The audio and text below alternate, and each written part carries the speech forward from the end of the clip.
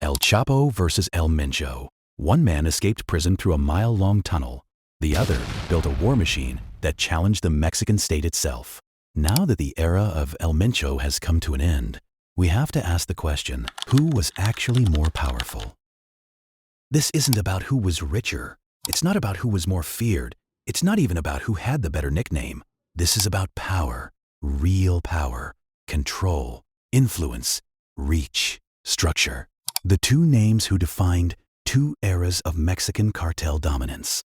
On one side, the myth, the brand, the escape artist, Joaquin El Chapo Guzman, leader of the Sinaloa cartel, the face of modern narco power, the man who escaped prison twice. On the other side, the low-profile tactician, the militant strategist who built the most violent and dangerous cartel Mexico has ever seen, Nemesio Oseguera Cervantes, better known as El Mencho, supreme leader of the Jalisco New Generation Cartel, also known as CJNG. Two different philosophies, two different definitions of dominance. If power is influence, El Chapo might be undefeated. At his peak, in the early 2010s, Sinaloa wasn't just a cartel. It was the pipeline. Cocaine from Colombia, meth production in Mexico, distribution routes into dozens of countries. Chapo didn't just move product. He built systems. He used tunnels under the US-Mexico border. Forbes once listed him as one of the most powerful people in the world. Think about that. A trafficker on a global power list. That's not street power. That's geopolitical influence. And then there were the prison escapes. It felt less like crime and more like a Netflix show. But here's the key. Sinaloa wasn't built on chaos. It was built on alliances, federation-style leadership, corruption networks, political insulation. Chapo's strength was diplomacy backed by force. He preferred bribes before bullets. That's strategic power. Now enter El Mencho. No flashy interviews, no public myth-building, no Hollywood aura, just results. When the Milenio cartel fractured, Mencho didn't patch it together. He rebuilt it into something new. CJNG moved differently. Fast expansion, direct confrontation, heavy weapons, armored convoys rolling through cities, videos of masked soldiers in formation, drones weaponized for intimidation. This wasn't quiet smuggling. This was dominance by spectacle. Where Chapo operated like a CEO, Mencho operated like a field general. And by the late 2010s, many analysts considered CJNG the fastest growing cartel in Mexico.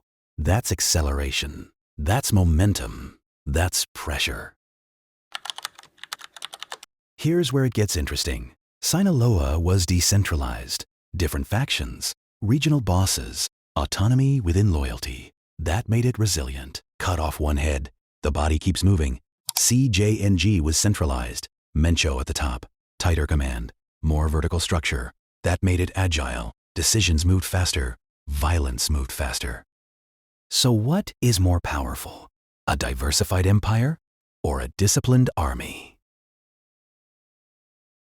Chapo's network touched over 50 countries. He built generational wealth structures. Even after his extradition to the US, Sinaloa didn't collapse. It adapted. That's legacy power. Mencho's CJNG, meanwhile, reshaped Mexico's internal balance of power in under a decade. Entire regions flipped. Rivals were dismantled. Security forces directly challenged. That's disruptive power. Chapo dominated an era of globalization. Mencho dominated an era of fragmentation.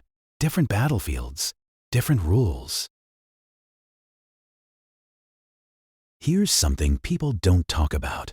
Chapo became the face of cartel power. Songs, documentaries, endless media coverage. He became a mythology. Mencho became mystery. Less public, more elusive. Sometimes real power doesn't trend. It operates quietly.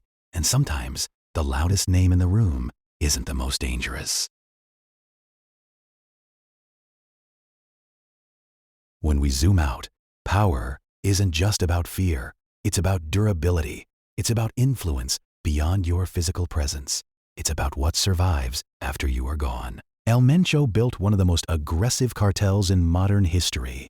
But El Chapo built a structure that reshaped global trafficking routes for decades. And even from a U.S. supermax prison, his organization continues to operate. That's staying power. That's systemic power. El Chapo is our winner. Not because he was louder, not because he escaped prison, but because his influence outlived his freedom. And in the end, power that survives you is the ultimate power. Who do you think had the stronger empire at their peak? Please leave a like, comment, and subscribe if you enjoyed this video. And as always, I'll see you in the next one. Delta 1. Hey, ¿quién habla? Mira bien, hijo de tu puta madre. Soy Mencho, güey. Relaja tu puta gente a la verga. Soy Mencho, güey. Relaja tus putas partidas. Si no, te voy a partir tu madre a toda tu bola de perros. Te tengo identificado 30 güeyes. Hasta tus putos perros te voy a matar si no te relajas, güey. ¿Cómo ves? Ya está, señor, ahorita los bajo. Oh, no cuelgues, hijo de la verga. Te tengo ubicado en Chacala, güey. No le estoy colgando, le estoy diciendo, ahorita los bajo. Póngase bien las pilas, güey. ¿Qué se le cuesta ser amigo, cabrón? ¿Uno no se mete con ustedes para que se pasen de verga? No, señor, ahorita yo se las bajo. Pongan, mire, revíremeles a todos los hijos de su puta madre, porque todos agarran dinero y son buenos de puercos. Sí, es lo que me están ¿Se diciendo. me Que ponen a tiros o tú eres el primero que vas a marchar por ellos, León? No, señor. ¿Vale? No, señor, no se trata de eso. Váyase a la verga, porque aquí los vergazos están al 220, ya se la sabe. Y miedo no hay. No, señor, no se trata de eso. Ahorita yo lo sabré. Entonces, si quiere la amistad, aquí va a tener un amigazo, cabrón. Si no, a chingar a su madre a la verga. No, yo sé, señor. Ya estoy hasta la verga de que no entiendan, loco. Señor, usted me conoce, usted sabe que yo soy amistad. Pues por eso me extraña, cabrón. Yo te entiendo, güey, pero pues no mames, yo sé que tienes gente y la familia de chingada. Verga, póngase las putas pilas. Yo lo sé, señor. No quiero que me apagues este puto teléfono. Después te voy a marcar, güey. A ver si no se relajaron a la verga, ¿eh? No, ahorita le voy a marcar. A todos en general, güey. Relájenmelos a la verga, por favor. Ahorita le voy a marcar de otro número a este número que me está marcando. No, este ya no le vuelvas a marcar. Yo le marco cuando yo pueda. Ándale, pues. Pero no me lo apague porque lo voy a entender como negatividad. No, señor. Ahorita le mando un mensaje de otro número para que no marque el otro. Órale, pues, Melón. Ahí les espero eso, que se relajen a la verga. Sí, señor. Usted me conoce. Usted sabe que hay respeto y hay amistad. Nada más Ya aquí. está, igualmente. De aquí para allá también. Ahí disculpa por las malas palabras. Aquí los muchachos ¿Vale? son los que están allá y ahorita yo se los agrupo. Ahora pues, ahí le encargo. Ándale, señor. Ahí relájenmelos a todos, dígale que va de parte mía. Claro que sí, señor. Ya está. Ándale.